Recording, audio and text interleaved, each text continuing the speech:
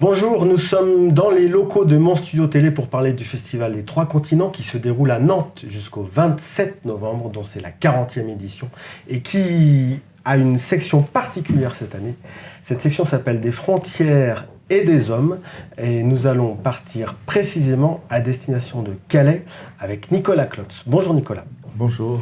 Vous présentez en ce moment un documentaire absolument splendide qui s'appelle L'Heroic Land, La frontière brûle, qui porte sur la jungle de Calais.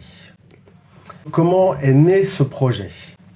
Elisabeth Perceval et moi faisons des films ensemble depuis une bonne vingtaine d'années, et plus au départ des films de fiction.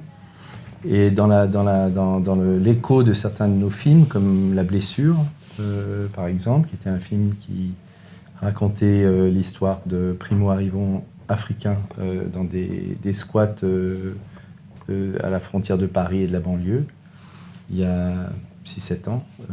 L'Appel de Calais nous a proposé de venir avec eux rencontrer la jungle. Ils invitaient beaucoup de cinéastes, de philosophes, de sociologues à l'époque, des architectes, pour visiter la jungle de manière à ce qu'on produise des textes, des images qui pourraient mettre sur leur site et attirer l'attention, montrer aux gens ce qu'était la jungle et pour ne pas en rester qu'aux images médiatiques, en gros. Et donc au départ, Elisabeth et moi sommes allés là-bas pour 2-3 jours et on a commencé à tourner et puis on est resté 2 mois. En un premier temps, à cause de la puissance et de la fulgurance de ce qu'on était en train de découvrir, puisque on est arrivé un peu avec des images un peu négatives dans la tête, liées aux médias, liées à la boue, liées à la misère, l'indignité, et ces images-là étaient ce qui était véhiculé. Ce qu'on ressentait de l'extérieur. Et dès qu'on est arrivé, on a senti complètement comme si une nation se soulevait, quoi, comme si cette ville surgissait de la boue et que c'était quelque chose de l'avenir qui était là. Donc toutes ces personnes, ces ruelles, ces maisons, ces tentes, ces cabanes, tout ce qui était en train de surgir et nous a donné une énergie, offert une énergie folle avec laquelle on a commencé à travailler dans nos rencontres avec les personnes qui vivaient là-bas. Et donc le film a été tourné sur 1 an, parce qu'après ces 2 mois, on y retournait régulièrement 5-6 jours par mois, pour continuer à tourner, suivre les gens que l'on filmait. Que vous aviez rencontrés. Ouais. Et avec qui vous aviez commencé à tisser des vrais liens. C'est ce que le cinéma... donc le cinéma qu'on pratique, Elisabeth et moi, est toujours, même quand c'est un travail de fiction, repose toujours là-dessus, sur ce travail de rencontre et documentaire, parce que c'est à cet endroit-là que le cinéma peut tenter de filmer quelque chose du réel, même quand c'est de la fiction. Mais simplement, il faut partir de quelque chose de ce que nous, on aime bien appeler juste des rencontres et des paroles qui commencent à circuler. Le film démarre par un long travelling sur les grilles qui dure, on ne sait pas quand il va s'arrêter, mais c'est pareil d'ailleurs, on ne s'ennuie pas, parce que vous le sous-titrez à chaque fois de petites réflexions où il y a des sons qui arrivent. Ce grillage, donc ce travelling comme ça, Elisabeth a eu envie de... C'est parce qu'en fait, c'est ce qui est entre la voie rapide et la jungle. Et on voulait commencer le film par ce travelling. Et Elisabeth a une belle expression, elle voulait taguer quelque chose sur ce mur. Et ce qu'elle tague, c'est le texte qu'elle a écrit et qui est le seul texte du film, autre que ce que disent les personnes que l'on rencontre. Et ces quelques paroles qu'elle marque sont une manière d'entrer dans ce territoire très mystérieux, parce que, je veux dire, on a voulu absolument faire état, témoigner de ce que nous-mêmes avons ressenti, et on avait l'impression d'entrer dans un territoire de science-fiction. Rien de ce qui se passait dans la jungle n'avait de rapport avec le monde hors jungle. Peut-être ça a des rapports avec le monde, je dirais le monde entier, mais surtout pas la France. La France telle qu'on la connaît, avec les enfermements, les cloisonnements, les murs qui sont partout. Ce premier mur, il est fait par la France, quoi, que l'on voit. Et quand on passe de l'autre côté, ben, la vie circule comme, je crois, il circule dans le monde entier, et avec cette même puissance. Et c'était un territoire mystérieux. C'est important cette expression parce que on peut penser avoir un rapport très rationnel à la jungle avec les gens qui étudient, les sociologues. C'est passionnant ce qu'ils écrivent, mais le cinéma peut peut-être aller un peu plus loin sur cette question-là.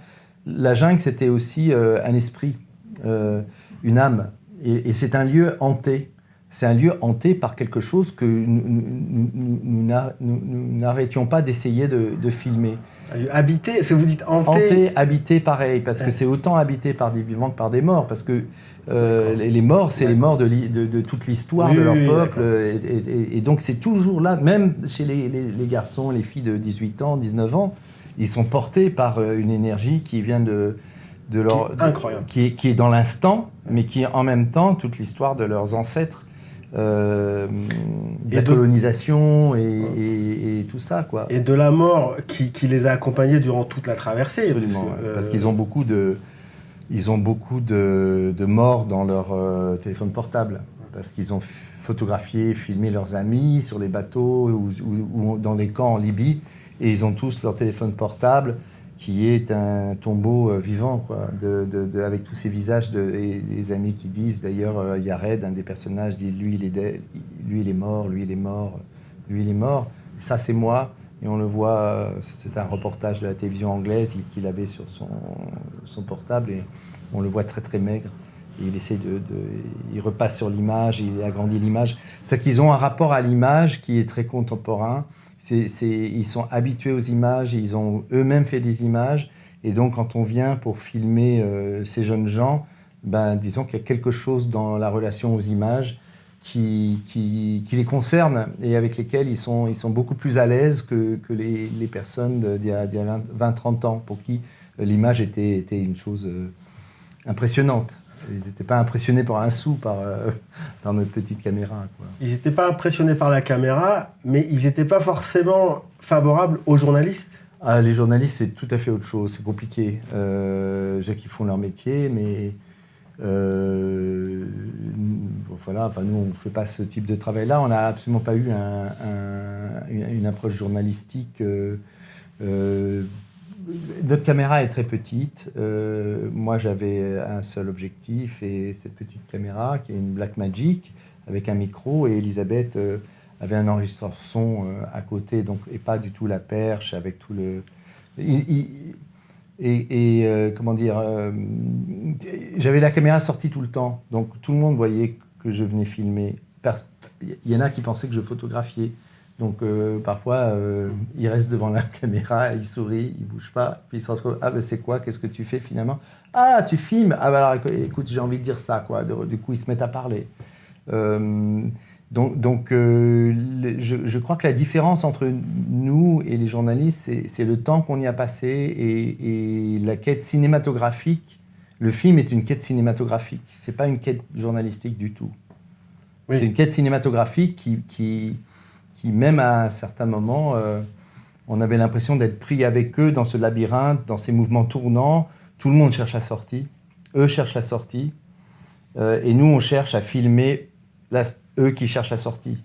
Donc on cherchait tous cette sortie et on ne sait pas par où elle va arriver. Est-ce que c'est dans les têtes? C'est pas juste la frontière de la jungle et de la route qui mène à Calais, puisque même quand ils passent cette frontière, ils sont quand même immédiatement repérés dans Calais comme étant encore dans un camp, dans la tête des Calaisiens.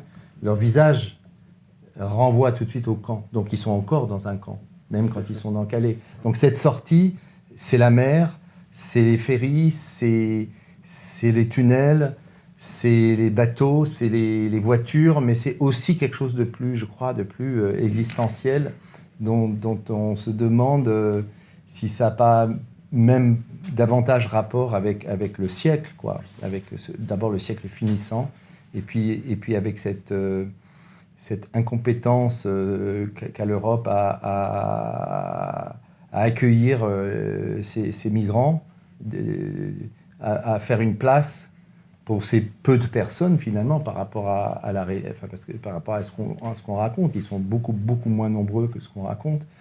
La sortie, c'est cette sortie-là, c'est-à-dire comment en finir avec cet encampement des États européens qui sont eux-mêmes, qui se constituent eux-mêmes. Nous vivons dans un camp, nous les Français. Tant que les frontières ne sont pas ouvertes et ne permettent pas aux gens de passer, c'est comme si nous-mêmes étions enfermés dans un camp. Il n'y a pas que, d'une certaine manière. Merci beaucoup Nicolas. C'est un film que vous avez donc réalisé à deux, vous et Elisabeth Perceval, qu'on va recevoir dans quelques instants. Ce film s'appelle donc L'Heroic Land, la frontière brûle. C'est un film de 3h30 bouleversant, magnifique sur la jungle de Calais.